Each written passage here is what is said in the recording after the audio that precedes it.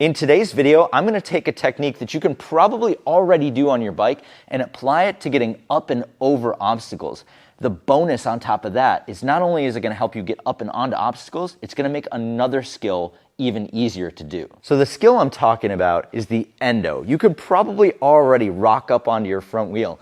And what we're going to learn today is called a pivot up. So you're going to put your front wheel on an obstacle, do an endo onto it, and that's what's going to bring your back wheel up onto the feature.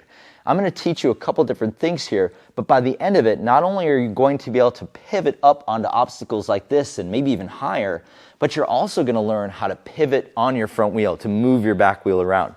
So if you can already do that, you're in great shape to get this whole thing started. If you can't, stick with me, I got you. So before we learn pivot ups, let's go back to the basics and talk about a front wheel pivot. There are really three different elements that we want to review real quick before we go on, and you want to practice this bit on flat ground before you start moving into some obstacles like this. So the three elements of the front wheel pivot is obviously the endo, where you rock up onto the front wheel. You grab a little bit of front brake, you bring that back wheel up in the air. What makes a pivot is that you actually turn your front wheel in the opposite direction of the way you want your back wheel to go. And the third element is using your back foot to actually push the wheel in the direction that you're trying to go. So those three things are what are going to make a front wheel pivot. So you want to practice this on flat ground and make sure that you can pivot about 30 to 45 degrees with your back wheel. The best part about moving on to the pivot up, it's actually going to make you better at pivoting on your front wheel. And the reason for that is that to go up onto something, you need to put your balance point over the front of the bike.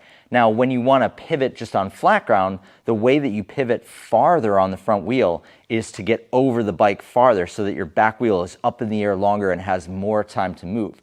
So by getting comfortable doing pivot ups, you're getting more comfortable over that front wheel. You're getting a chance to lift your back wheel higher in the air, which when you get back down to flat ground is going to translate to being able to pivot farther, which is awesome. Okay, that's enough talking about all the different things we need to be thinking about to get into it. Now we're going to attack this box right here. This is actually called Scrappy. It was a box I made from scrap wood from making all the other boxes in the shred spot. But Scrappy is the perfect size to start practicing on. If you don't have a box like this, you can always start on something simple like a curb. Those are usually accessible to just about anyone.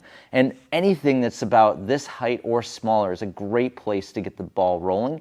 As you get more confident, then you find bigger and bigger and bigger stuff to ride on. Now that we've got our pivots figured out, we've got our obstacles sorted out, let me break down this movement for you. What you're going to do is roll at the obstacle at about a 45-degree angle and lift your front wheel up onto it. As you get your front wheel up onto this thing, you're going to grab a little bit of front brake, which is going to help you make an endo to lift your back wheel off the ground. As your back wheel comes up, you're going to put your body weight over your handlebars. You're going to be unweighting the back wheel so that it can come up super easy. As your back wheel comes up, you're going to use your back foot to push the rear wheel onto the ledge. And as it lands there, you're going to let go of both brakes and ride away clean. Super easy, right? Surely there's more to it than what I just talked about. And a couple of things I want to clarify. Here in the shred spot, I have this tiny orange box, but ideally you have a little bit of room to run in front of where you're grabbing the front brake so it doesn't feel like you're going to flip over the bars and go somewhere else. You want to have a nice area here that you can roll out. So you grab your front brake and then you ride forward onto the obstacle. The next thing that can be kind of challenging to think about is what to do with your front wheel. A lot of times when you're just learning this, you're so focused on getting your front wheel up onto this obstacle that you're not doing the thing that actually makes it work. And when you go back to what you do at a pivot, you're turning your wheel the opposite direction that you want your back wheel to go. So think about it, if you're having a hard time getting your back wheel up onto here, are you riding onto it and then turning your front wheel the opposite direction as you grab that brake? That is a big element that's going to offset getting that back wheel to pivot up. The last thing I would say is make sure that you're getting that back wheel up high enough onto the edge. It's okay if you lift it way over the edge and set it on, especially when you're first learning it. So just like everything else, when you're trying to learn something, you want to over-exaggerate what you're doing, and the same thing applies here. If your back wheel comes up too high, that's okay in most cases. So bring it up as high as you need to and then put it down. You don't want to come up just on the corner and then fall back off. So try to over-exaggerate where you can here. Probably the scariest part about this whole process is putting your weight over the bars farther than you think you need to be, and finding that sweet spot of getting far enough over the front wheel balance point so the back wheel comes up versus not going over the bars is the thing you're probably going to have to work the hardest to do.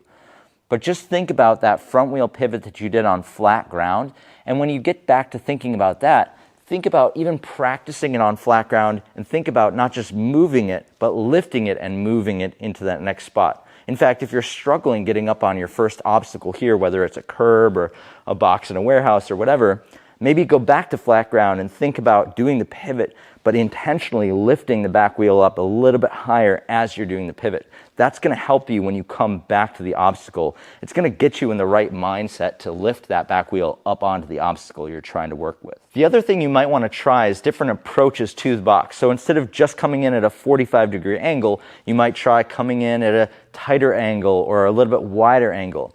And then on top of that, what if you came in on the opposite way? So I've taught you to use your back foot to push your back wheel up onto the ledge, but what if you went the opposite way?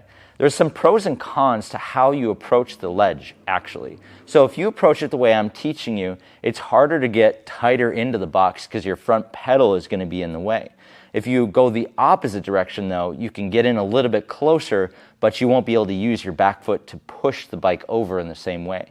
So it's really important to start working on continuing to grow your technique of, can I do it at a slow speed? Can I do it from a stop? Can I do it in either direction? All these things matter when it comes time to actually applying it out on the trail or in a competition setting or any way that you would use this skill. One thing you may have noticed as I've been demonstrating this movement is that I'm letting go of the front brakes a little bit once my back tire gets over the ledge. And there's a handful of different reasons for that. It's not necessary. You don't need to be able to do that. It's not part of the move. For me, it's A, kind of a style thing that I can't get rid of, and B, I'm trying to land on a perfectly wheelbase sized box, and so I'm using letting go of that front brake as a way to adjust where my wheel position is on a small obstacle. Probably a pretty small case that you would need to do that, but it's worth learning once you've got the rest of the technique locked in. Next up is going to be target practice. So up to this point, we've just gotten our back wheel up onto an obstacle and continue to ride. But what if you need to get your back wheel exactly into a specific spot? I have kind of this curb size and curb width feature here, this balance beam, which really helps me with my pivots and with my target practice, for lack of a better term.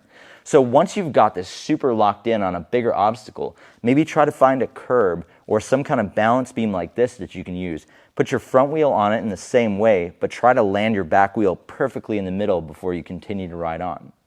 One tip that I got when I was a competition rider in trials was when your back wheel is about to touch down, let go both your brakes and continue riding. It's easier than getting both wheels on the thing and then pedaling and starting to ride. So see if that momentum can kind of help pull you into the balance line. So if everything went according to plan, not only did you learn how to pivot up onto obstacles, but you also got better with your front wheel pivots on flat ground. The next thing you might want to think about is riding your bike onto bigger and bigger obstacles. And for that, there's a video right here that I made that you should definitely check out.